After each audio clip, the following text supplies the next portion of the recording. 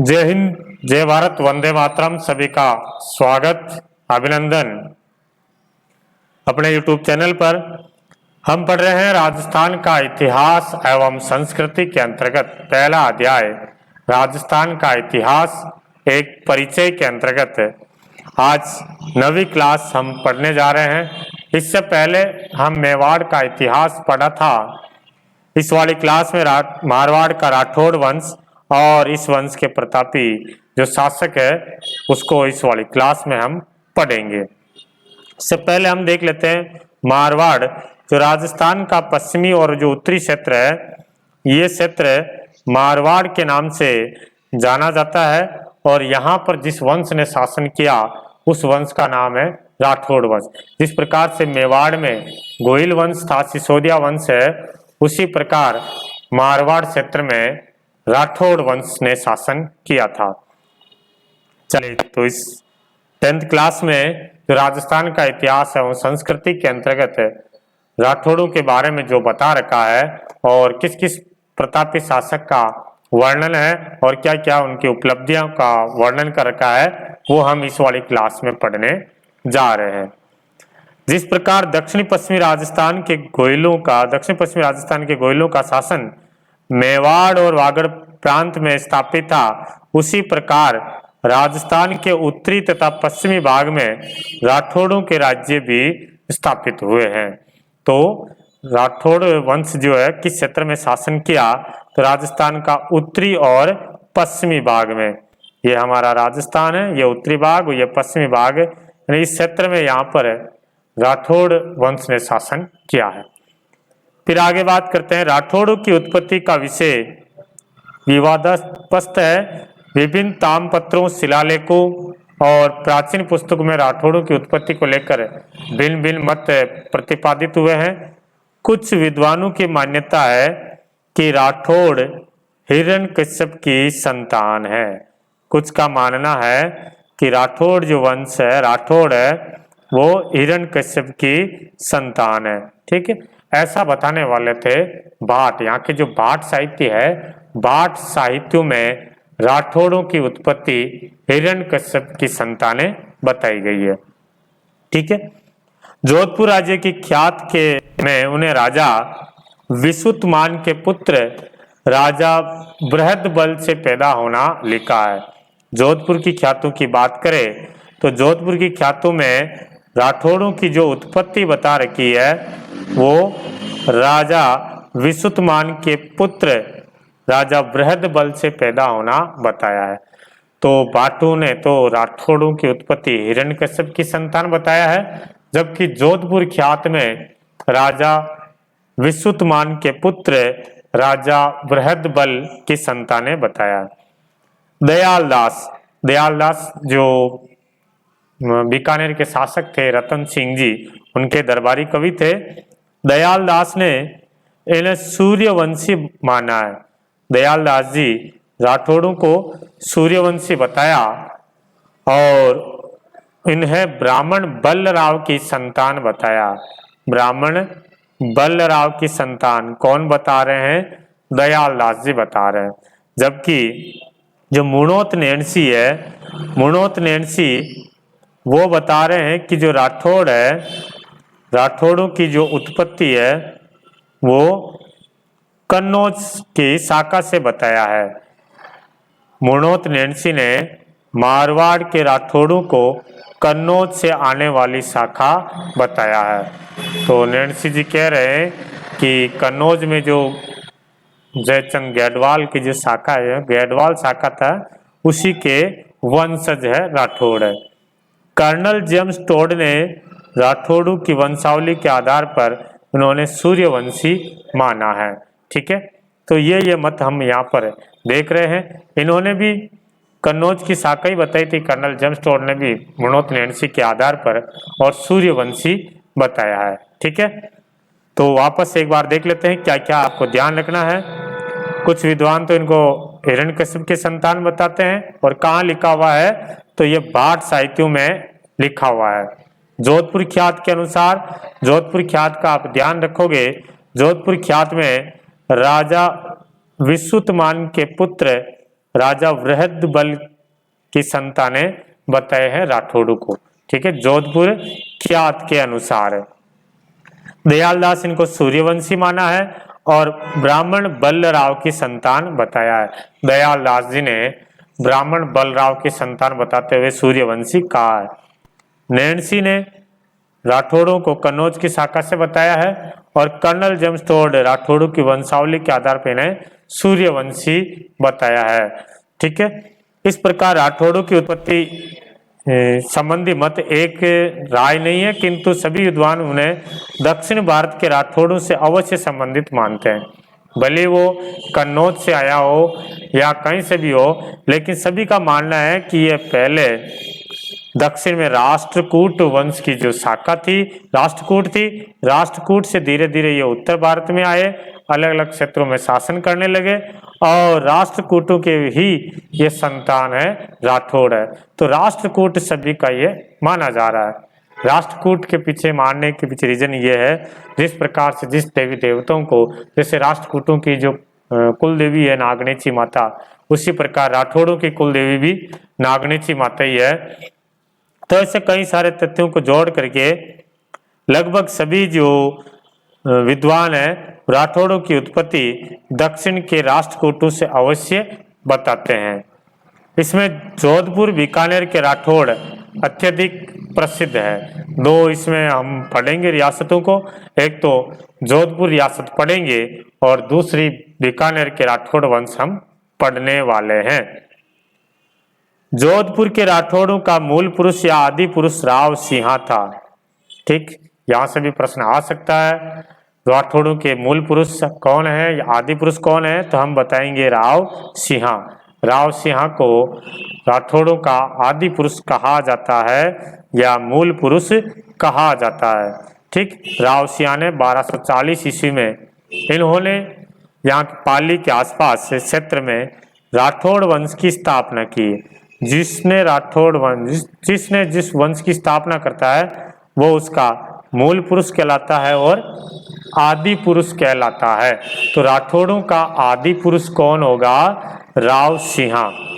1240 ईस्वी में इन्होंने राठौड़ वंश की स्थापना की है, जिसे कन्नौज के जयचंद गढ़वाल का वंशज माना जाता है। कन्नौज जो यूपी में पड़ता है, जयचंद गढ़वाल यहाँ का शासक था कन्नौज का। फिर गौरी ने जयचंद गढ़वाल को मार करके कन्नौज पर अधिकार कर लिया था।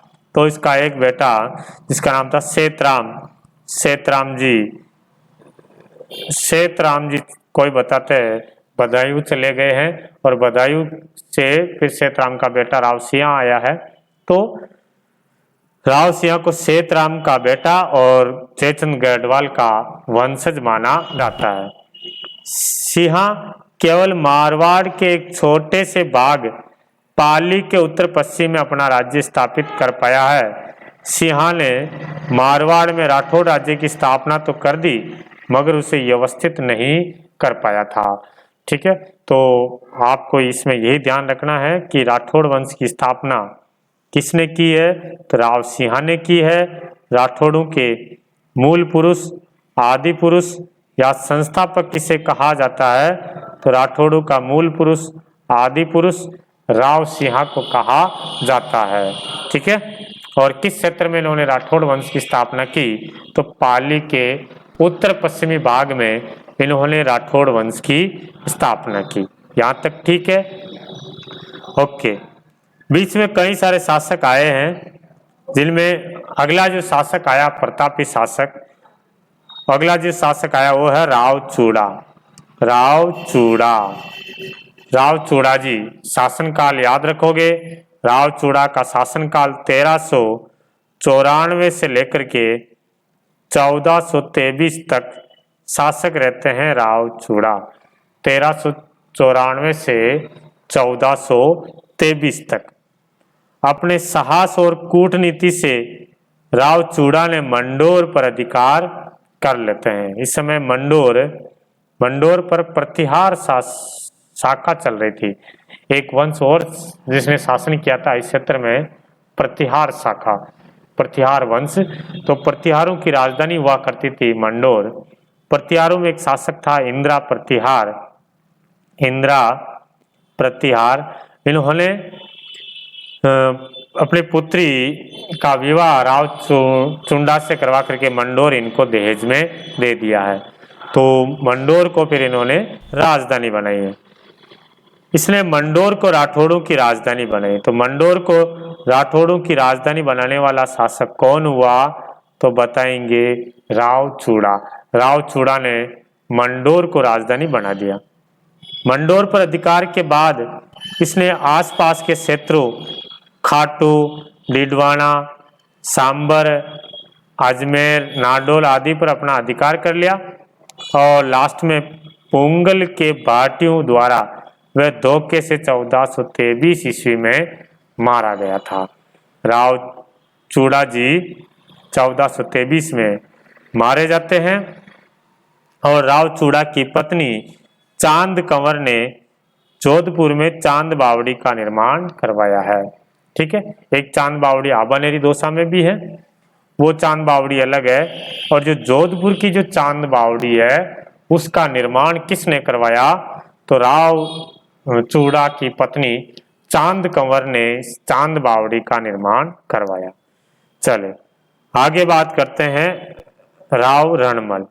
रणमल का शासनकाल लिखा हुआ 1427 लिखा हुआ, जबकि कुंवर राव चुंडा की मृत्यु कब हो गई थी, 1423 में। बीच के समय में शासन किसने किया था, देखो राव जो चुंडा था, राव चुंडा, इसके दो संतानें थी। ज्येष्ठ पुत्र का नाम था रणमल और एक बेटा था काना, एक दूसरा बेटा था काना। तो राव चूड़ा उत्तराधिकारी किसको बना रखा था, काना को बना रखा था। तो इनकी मृत्यु के बाद में अगला शासक जो बनता है वो कौन बन रहा है, काना बन रहा है। तो बीच में शासक कौन रहता है, 1423 से लेकर के 27 तक काना रहता है, जो इतना इम्पोर्टेंट नहीं था। रणमल अपने भाई छोटे भाई काना को मारवाड़ का शासक बनाए जाने से नाराज होकर के मेवाड़ चला जाता है। राव चूड़ा जी का बड़ा बेटा कौन था, रणमल, लेकिन छोटा बेटा काना को शासक बना दिया, जिससे रणमल नाराज हो जाते हैं और रणमल अपनी बहन हंसाबाई को लेकर के मेवाड़ में आ जाते हैं। और उस समय मेवाड़ के शासक कौन थे, मेवाड़ के शासक थे राणा लाखा। वैसे इनका जो विवाह है लाखा जी का ज्येष्ठ पुत्र कुंवर चुंडा के साथ होना था, लेकिन कुछ ऐसे मजाक वगैरह या शर्तों के अकॉर्डिंग हंसाबाई का विवाह किसके साथ होता है, राणा लाखा जी के साथ हो जाता है। और यह विवाह रणमल ने इसी शर्त पर किया कि हंसाबाई की होने वाली संतान यानी पुत्र ही लाखा का उत्तराधिकारी होना चाहिए, मेवाड़ का शासक बनना चाहिए। तो फिर उस समय लाखा जी का जो ज्येष्ठ पुत्र था कुंवर चुंडा, जिन्होंने प्रतिज्ञा ली थी कि मैं मेवाड़ का शासक नहीं बनूंगा और हंसाबाई से होने वाली संतान को ही मैं मेवाड़ का शासक बनाऊंगा। और फिर हंसाबाई की जो संतान थी मोकल मेवाड़ के शासक बनते हैं। जब मोकल मेवाड़ का महाराणा बना, शासक बना, तो मेवाड़ का प्रशासन रणमल के हाथों में आ जाता है और जिससे रणमल का प्रभाव बढ़ जाता है। रणमल इतना हस्तक्षेप करने लग गया था कि लास्ट में 1438 में मेवाड़ में ही रणमल की प्रेमिका भारमली के सहयोग से रणमल की हत्या कर दी जाती है। तो रणमल की हत्या मेवाड़ में की गई है। क्यों की गई है, कुंभा के टाइम पे की गई थी, है ना। उस समय शासक कौन था, जब रणमल की हत्या की जा रही थी उस समय मेवाड़ के शासक कुंभा था। तो मोकल तो 1433 में मार दिया गया था। फिर जब इसकी हस्तक्षेप ज्यादा हो गया था तो फिर 1438 में रणमल की हत्या कर दी जाती है। अब रणमल जी का बेटा राव जोधा, अगला प्रतापी शासक है राव जोधा, बहुत इंपॉर्टेंट है। राव जोधा जी का शासनकाल 1438 से 1489 तक, कितने साल तक शासन किया था,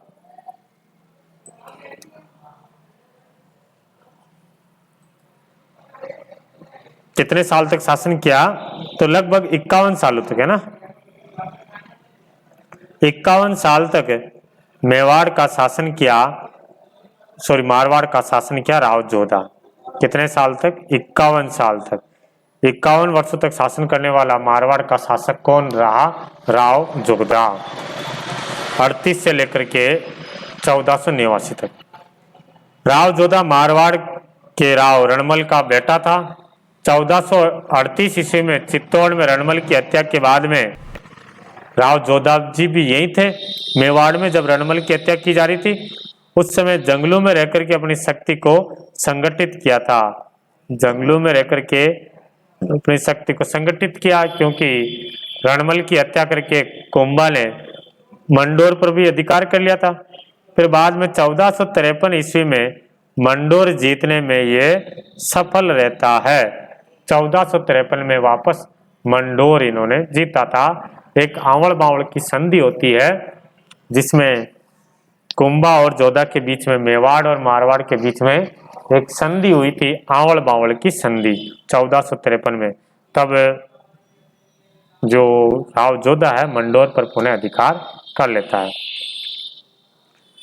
मेवाड़ से सुलह करने के लिए अपनी पुत्री, जिसका नाम था श्रृंगार देवी, जोधा जी की पुत्री श्रृंगार देवी का विवाह मेवाड़ी राजकुमार यानी कुंभा का पुत्र रायमल से विवाह करवाया था। और जो लंबा संघर्ष चल रहा था कई सालों से मेवाड़ और मारवाड़ के बीच में, उसको समाप्त किया गया। 1459 ईस्वी में राव जोधा ने जोधपुर नगर बसाया था। जोधपुर नगर की स्थापना कब की जा रही है? 1459 ईस्वी में, और उसे अपनी राजधानी बनाया था। राजधानी बना दी थी जोधपुर नगर की स्थापना करने के बाद में। तो जोधपुर नगर कब बसाया गया? 1459 ईस्वी में। राव जोधा ने नई राजधानी को सुरक्षित रखने के लिए चिड़ियाटूप पहाड़ी पर एक दुर्ग बनाया जिसे मेहरानगढ़ दुर्ग कहते हैं। सभी जानते हो मेहरानगढ़ दुर्ग कहाँ है? तो मेहरानगढ़ दुर्ग जोधपुर में है। कौन सी पहाड़ी पर बना हुआ है? तो चिड़ियाटूप पहाड़ी पर बना हुआ है। राव जोधा ने दिल्ली के सुल्तान बहलोल लोधी की एक सेना को परास्त करके अपनी प्रतिष्ठा प्राप्त की थी। डॉक्टर गौरीशंकर हीराचंद ओझा राव जोधा को जोधपुर का प्रथम प्रतापी शासक मानते हैं। गौरीशंकर हीराचंद ओझा जोधपुर का पहला प्रतापी शासक किसको मानते हैं? तो राव जोधा जी को मानते हैं। ठीक है, ये बातें आपको जोधपुर के राव जोधा जी में ध्यान में रखनी है। अगला शासक है राव मालदेव। बीच में जोधा जी के बाद में सातल देव जी आए हैं, राव गंगा जी आए हैं। ठीक है, और उसके बाद में गंगा के बाद में शासक कौन बनता है? राव मालदेव। राव मालदेव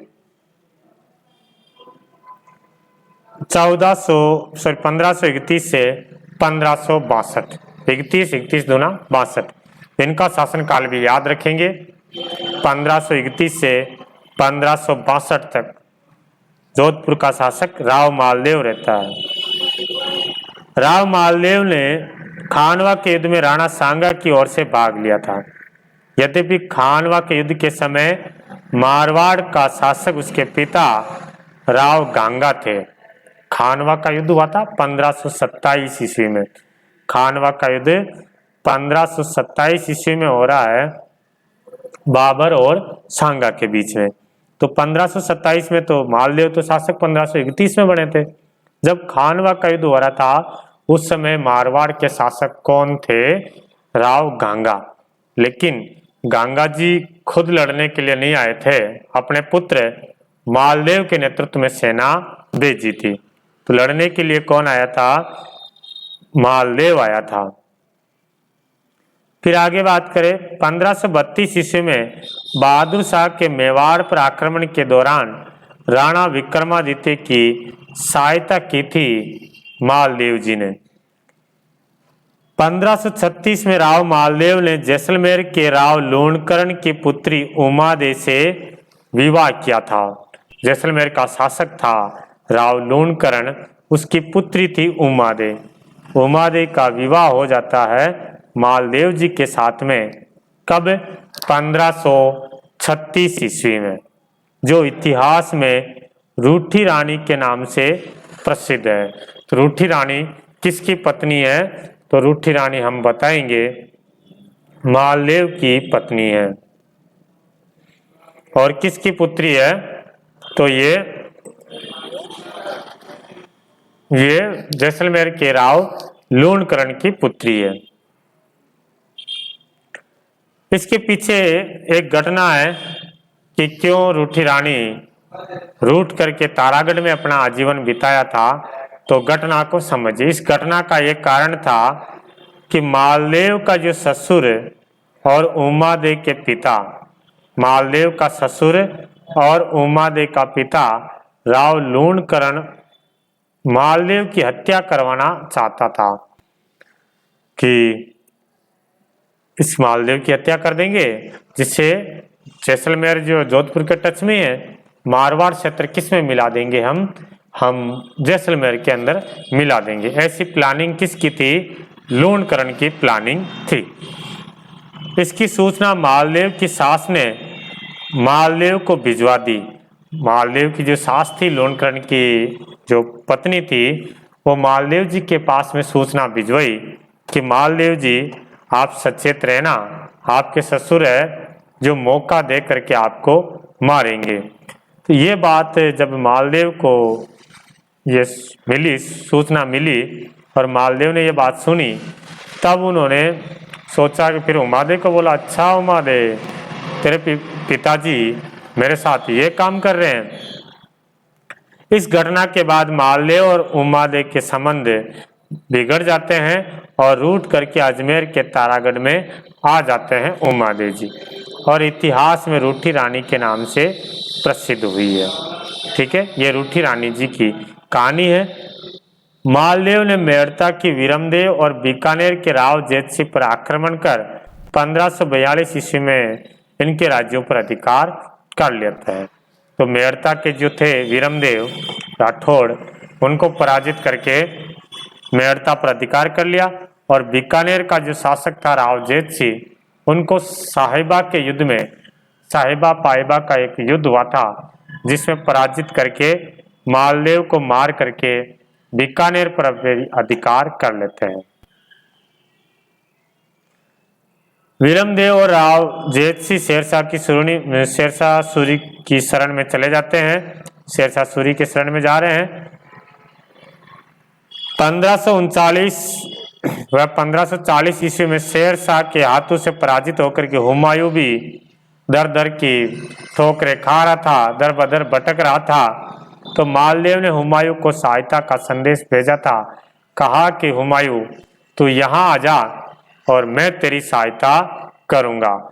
ऐसा मालदेव जी हुमायूं के पास में सूचना भेजी कि आप यहाँ आ जाइए और हम आपकी सहायता करेंगे। लेकिन हुमायूं ने ऐसा नहीं किया है। हुमायूं की पूर्ण पराजय के पश्चात शेरशाह का अगला शिकार स्वयं मालदेव ही होगा। यहाँ पर हुमायूं नहीं आता है और हुमायूं चुपचाप यहाँ से भाग जाता है। आया तो था, लेकिन इनको लगा कि जब मालदेव यदि अपने साथ विश्वासघात कर दिया तो बहुत बुरा हो जाएगा अपना, इसलिए हुमायूं यहाँ से भाग जाता है। फिर इधर जो साहिबा पाइबा का युद्ध भी बताया था कि बीकानेर के राव जेतसिंह को पराजित करके मार करके मारवाड़ पर यानी बीकानेर पर जो है मालदेव का अधिकार हो जाता है। तो जेतसिंह का बेटा कल्याणमल किसके पास चला गया? शेरशाह सूरी के शरण में चला जाता है और शेरशाह सूरी को अपना राज्य वापस दिलाने की मांग करते हैं। तो इनके कहने पर शेरशाह सूरी अब मालदेव पर आक्रमण करता है। 1543-44 ईस्वी में मालदेव को शेरशाह सूरी के आक्रमण का सामना करना पड़ा। एक इतिहास में युद्ध कहलाता है गिरी सुमेल का युद्ध। जनवरी 1544 में गिरी सुमेल का युद्ध हुआ।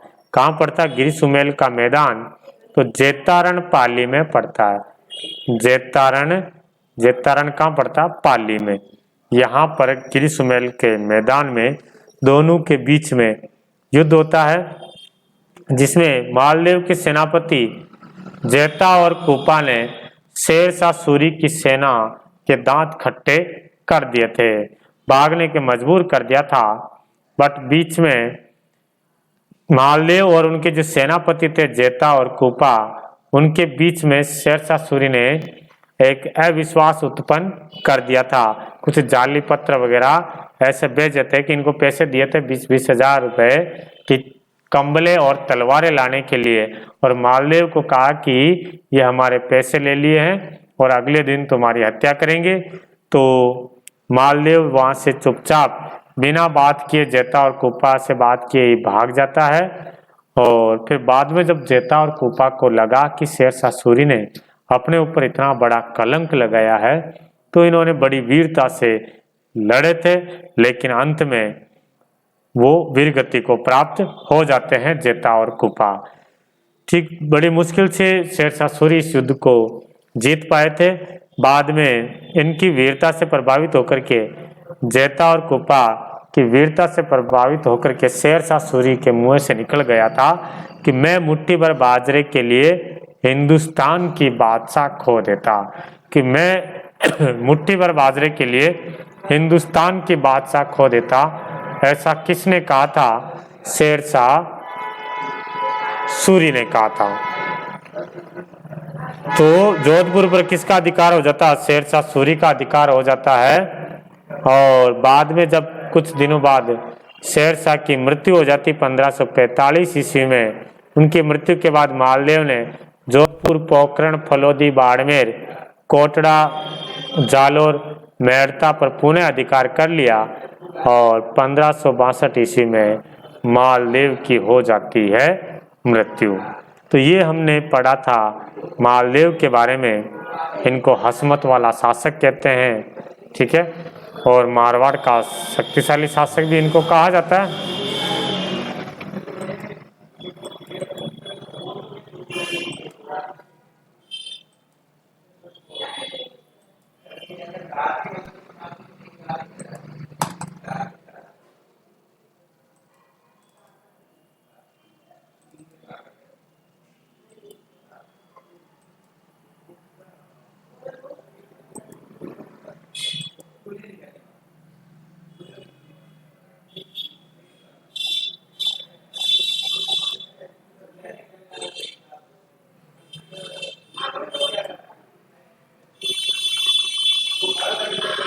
चले आगे बात करते हैं।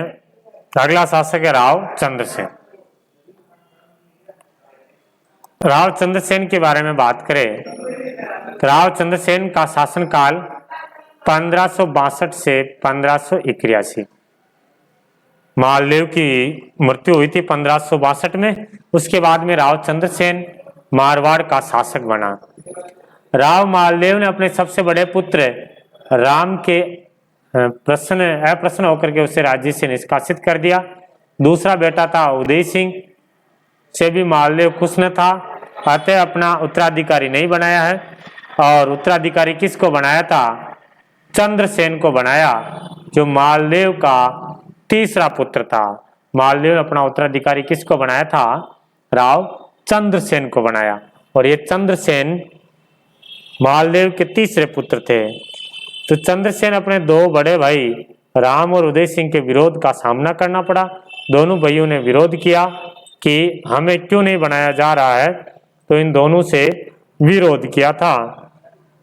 1564 ईस्वी में राम सहायता लेने के लिए अकबर की सेवा में चला जाता है, ठीक है। और अकबर ने हुसैन कुली खां के नेतृत्व में एक सेना भेज करके, किसके नेतृत्व में सेना भेजी? तो ध्यान रखना, हुसैन कुली खां के नेतृत्व में सेना भेजी है। और जोधपुर पर अधिकार कर लेता हुसैन कुली खां 1564 ईस्वी में। फिर 1570 ईस्वी में अकबर ने नागौर दरबार लगाया था। उस दौरान चंद्रसेन भी जोधपुर प्राप्ति की आशा से नागौर पहुंचा है, मगर अकबर उसके भाई राम और उदय की और उनका झुकाव ज्यादा था। उनके तरफ ज्यादा ध्यान दे रहा था, तो राव चंद्रसेन नागौर छोड़ दिया और संघर्ष का रास्ता चुन लिया है। नागौर दरबार से वापस आ जाते हैं बिना अधीनता स्वीकार किए। अकबर ने बीकानेर के राय सिंह को जोधपुर का अधिकारी नियुक्त कर दिया। 1574 के अंदर अब बीकानेर का शासक जो है राय सिंह, बीकानेर का राजकुमार राय सिंह को जोधपुर का उत्तराधिकारी नियुक्त कर दिया। नियुक्त कर चंद्रसेन को मारवाड़ से सहायता मिलने या इस मार्ग में गुजरने में हानि पहुंचाने की संभावना समाप्त कर दी थी कि अब जोधपुर वापस राव चंद्रसेन नहीं आएगा। 1564 ईस्वी में जोधपुर छोड़ने के बाद चंद्रसेन कुछ समय तो बादरा जून में रहकर के मुगलों की फौजों का मुकाबला किया है, किंतु जब मुगल सेना ने चारों ओर से घेर लिया तो वहां से हट करके उसने सिवाना को अपना मोर्चा बनाया। पहले बादरा जून जाते हैं, बादरा जून से किधर चले गए? सिवाना।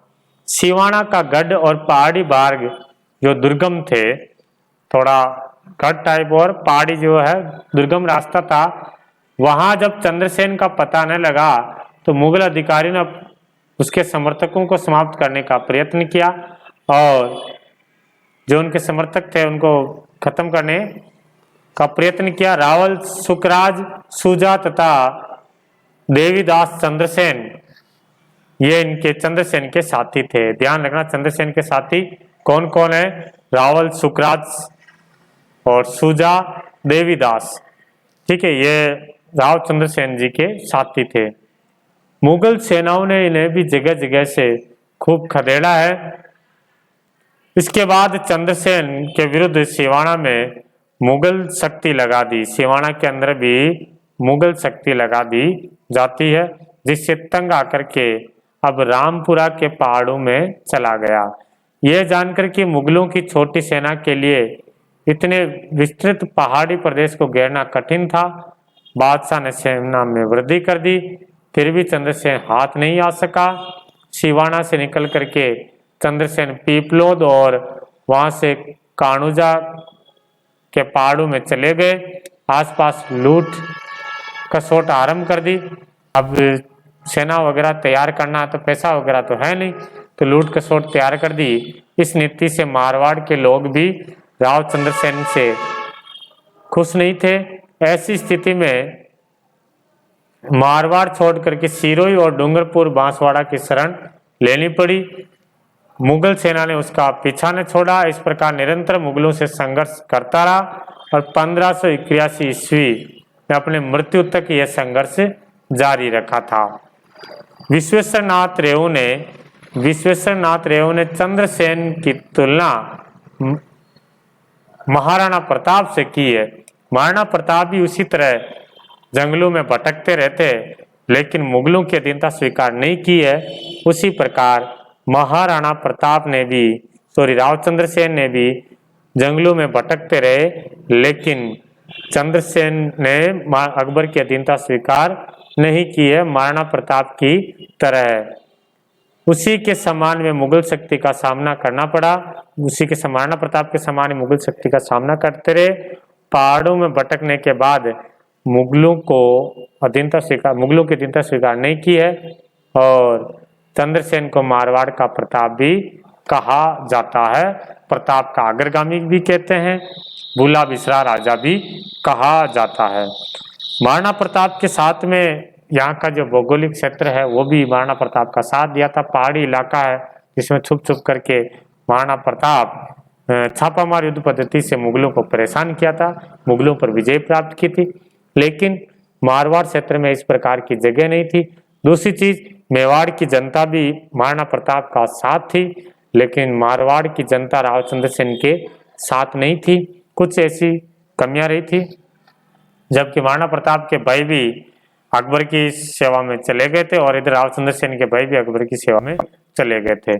तो ये था राव चंद्रसेन, जिनको मारवाड़ का प्रताप का अग्रगामी, भूला बिसरा राजा के नाम से जाना जाता है। तो इस वाली क्लास में हमने राव चूड़ा पढ़ा है, राव रणमल पढ़ा है, राव जोधा, राव मालदेव और राव चंद्रसेन पढ़ा है। इसके आगे वाली क्लास में हम पढ़ेंगे मोटा राजा उदय सिंह, महाराजा जसवंत सिंह।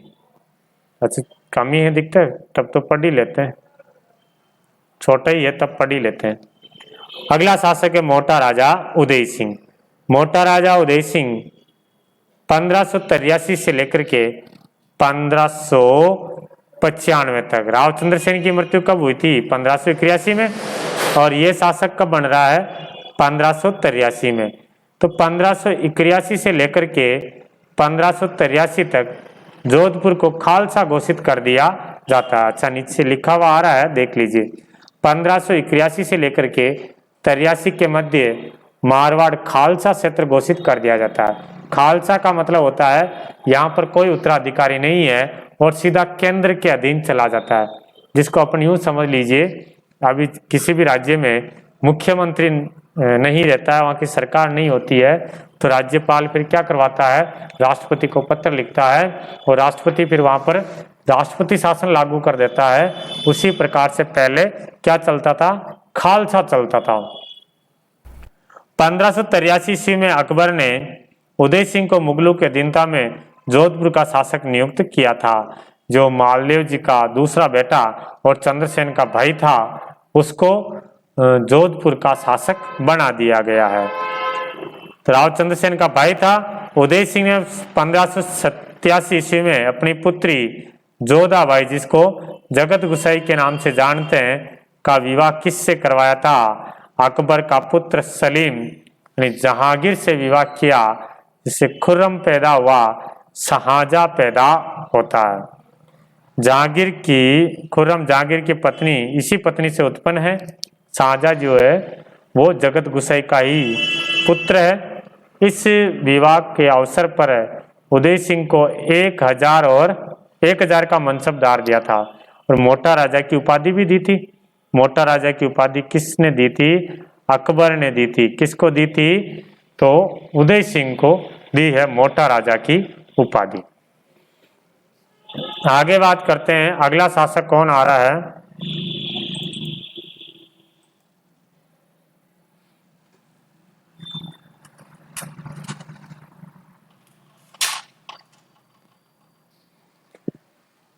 यस, अगला शासक की बात करें तो नेक्स्ट शासक है महाराजा जसवंत सिंह। जसवंत सिंह 1638 से 1678 तक शासक रहते हैं महाराजा जसवंत सिंह। मोटा राजा उदय सिंह के बाद में कई सारे शासक बने थे। सूर सिंह बने थे, गद सिंह बने थे, लेकिन वो इसमें नहीं दे रखा है। सीधा आपको कौन सा शासक दे रखा है? महाराजा जसवंत सिंह। 1638 से लेकर के 1678 तक 40 साल तक जोधपुर का शासक महाराजा जसवंत सिंह प्रथम रहते हैं। जसवंत सिंह का जन्म 1626 ईस्वी में बुरहानपुर में हुआ। अपने पिता गद सिंह के सर्वंश के समय जसवंत सिंह अपने विवाह है तो बूंदी में थे ये। गद सिंह की मृत्यु का समाचार प्राप्त होते ही बादशाह, इस समय मुगल बादशाह कौन थे? शाहजहां के द्वारा उसे आगरा पहुंचने का निमंत्रण मिला है और वहां पहुंचने पर शाही तौर से टीका किया गया है। यानी राज्याभिषेक कहाँ किया जा रहा है? जसवंत सिंह जी का राज्याभिषेक आगरा में किया जा रहा है और खिलत, जड़ाऊ, जमदर आदि वस्तु से सम्मानित इनको किया गया। चूंकि इस अवसर पर राजा का खिताब दिया, 4000 जात और सवार का मनसब प्रदान किया गया। उनकी आयु 11 वर्ष थी। बादशाह ने आसोप ठाकुर राज सिंह कुंपावत को 1000 जात और 400 सवार का मनसब देकर के जोधपुर का राज्य का मंत्री नियुक्त किया गया। क्योंकि ये आयु में छोटे थे तो यहाँ पर जोधपुर का राज्य मंत्री किसको नियुक्त किया जा रहा है? आसोप ठाकुर राज सिंह कुंपावत को 1000 जात और 400 सवार का मनसब देकर के नियुक्त किया गया, राज्य मंत्री नियुक्त किया जाता है। फिर आगे बात करते हैं कि 1645 ईस्वी में आगरा का प्रबंध सौंपा गया इनको, जसवंत सिंह जी को। 1648 ईस्वी में कंधार अभियान पर भेजा गया। पहले तो 45 में तो आगरा का प्रबंध सौंपा गया, फिर 1648 में कंधार अभियान पर भेजा शाहजहां ने। फिर शाहजहां का पुत्रों के बीच में उत्तराधिकारी का युद्ध चालू हो जाता है 1657 और 58 में। औरंगजेब के विरुद्ध धर्मत के युद्ध में दारा सिकों का साथ दिया था। सबसे पहले धर्मत का युद्ध हुआ था 1658 में। औरंगजेब का बेटा शाहजहां का बेटा दारा सिको और औरंगजेब के बीच में दारा सिको है और औरंगजेब के बीच में जो धर्मत का युद्ध हो रहा है, जिसमें हमारे जसवंत सिंह जी किसका साथ दे रहे हैं? दारा सिको का साथ दे रहे हैं। लेकिन जीता कौन है? औरंगजेब। कासिम खां के विश्वासघात के कारण दारा की पराजय होती है। जसवंत सिंह जोधपुर लौटना पड़ा। हार करके वापस कहाँ आ रहे हैं? जोधपुर आ रहे हैं। जसवंत सिंह के जोधपुर पहुंचने पर जो उदयपुरी रानी है, जसवंत सिंह की रानी, उन्होंने किले के द्वार खोलने से इनकार कर दिया और कहलवा भेजा कि कहा गया उनको कि राजपूत या तो युद्ध में विजय होकर के लौटते हैं या फिर वहीं लड़ते हुए वीर गति को प्राप्त हो जाते हैं। महाराजा पराजय के बाद नहीं लौट सकते हैं कभी भी। उन्होंने कहा कि हमारे महाराजा तो हार कर वापस नहीं लौट सकते हैं। यह कहकर के वे सती होने की तैयारी करने लगी है। उसने कहा कि देखो महाराजा है, उनका हो ही नहीं सकता कि महाराजा आ जाए। मैं तो सती होने जा रही हूँ। दारा सिको तो हार गया, औरंगजेब जीत गया है, तो महाराजा कैसे आ सकते हैं? नहीं आए। वो सती होने की तैयारी करने लगी है। अंत में रानी की माँ जो है, उन्होंने समझाया कि जसवंत सिंह द्वारा पराजय का बदला लेने का भी वचन दिया। जसवंत सिंह ने कहा कि मैं हार गया है तो कोई बात नहीं, एक बार मुझे माफ कर दीजिए, सॉरी उसके लिए। अगली बार मैं जरूर जीत करके आपको ये तोहफा दूंगा। अगली बार जीत करके ही आऊंगा, हार करके वापस नहीं आऊंगा। इस कथा की सत्यता पर संदेह किया जाता, किंतु इस कथा को श्यामल दास ने मान्यता दी है।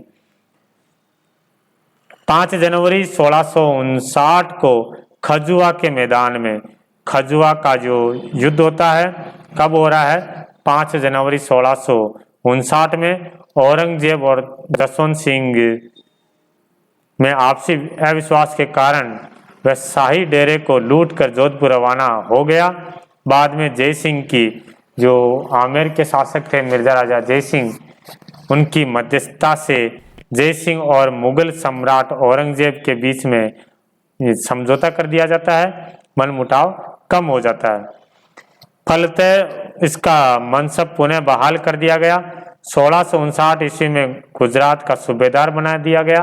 1659 में जसवंत सिंह को औरंगजेब ने गुजरात का सूबेदार बनाया है। 1662 ईस्वी में जसवंत सिंह को मराठों के विरुद्ध शाइस्ता खां की सहायता करने के लिए दक्षिण भारत में भेजा था। शिवाजी के विरुद्ध जब औरंगजेब अभियान भेज रहा था तो शाइस्ता खां गया था, तो उसकी सहायता के लिए जसवंत सिंह को भेजा था, परंतु वहां शिवाजी के विरुद्ध कोई खास इनको सफलता नहीं मिलती है। 1673 ईस्वी में जसवंत सिंह को काबुल भेजा जा रहा है और बाद में इनको जमरूद में रहने का ही आदेश दे दिया गया। जमरूद कहाँ पड़ता है? वर्तमान में ये अफगानिस्तान में है और कहा गया कि आप जमरूद में ही रहिए। वहीं 28 नवंबर 1678 ईस्वी को जमरूद अफगानिस्तान में इनकी मृत्यु हो जाती है। ये राजस्थान के पहले राजपूत शासक जिनकी मृत्यु भारत से बाहर हुई है। इनकी मृत्यु भारत से बाहर हुई है, महाराजा जसवंत सिंह फर्स्ट। जसवंत सिंह विद्वानों का आश्रयदाता था। इसमें इनके समय सूरत मिश्र बहुत इंपॉर्टेंट है। ये दरबारी कवि सूरत मिश्र है, नरहरिदास, नवीन कवि, बनारसी दास आदि इनके समय प्रमुख विद्वान रहे हैं। सीधा सीधा प्रश्न आएगा, सूरत मिश्र नरहरिदास नवीन कवि और बनारसी दास किसके दरबारी कवि है? तो हम बताएंगे महाराजा जसवंत सिंह फर्स्ट के दरबारी कवि है। मुणोत नैनसिंह का दीवान था, मुणोत नैनसिंह का दीवान और मंत्री था। इन्होंने नैनश्री ख्यात और मारवाड़ परगनारी विगत लिखी है। इसी मारवाड़ परगनारी विगत को हम राजस्थान का गजेटियर कहते हैं। राजस्थान का गजेटियर किसे कहते हैं? मारवाड़ परगनारी विगत को। और मुणोत नैनसिंह को ध्यान रखना, राजस्थान का अबुल फजल कहा जाता है। राजस्थान का अबुल फजल किसे कहते हैं? मुणोत नैनसिंह को कहा जाता है। किसने कहा था? तो मुंशी देवी प्रसाद ने कहा था। किसने कहा है? मुंशी देवी प्रसाद ने इनको राजस्थान का अबुल फजल कहा है। तो ये देखा हमने मारवाड़ का राठौड़ वंश। कौन कौन से शासक देखे हैं? राव चूड़ा, उससे पहले राव सिंहा आया था। राठौड़ों की उत्पत्ति देखी, राव सिंहा के बाद में राव चूड़ा, फिर उसके बाद में रणमल, जोधा, मालदेव और फिर राव चंद्रसेन आया है। मोटा राजा उदय सिंह, उनको मोटा राजा की उपाधि किसने दी थी? अकबर ने दी थी। इन्होंने अधीनता स्वीकार की। फिर उसके बाद में महाराजा जसवंत सिंह को हम इस वाली क्लास में पढ़े हैं। आगे वाली क्लास में हम पढ़ेंगे बीकानेर का राठौड़ वंश एवं इस वंश के प्रतापी शासक। बहुत बहुत धन्यवाद। वीडियो को लाइक करना, चैनल को सब्सक्राइब करना। Thank you so much.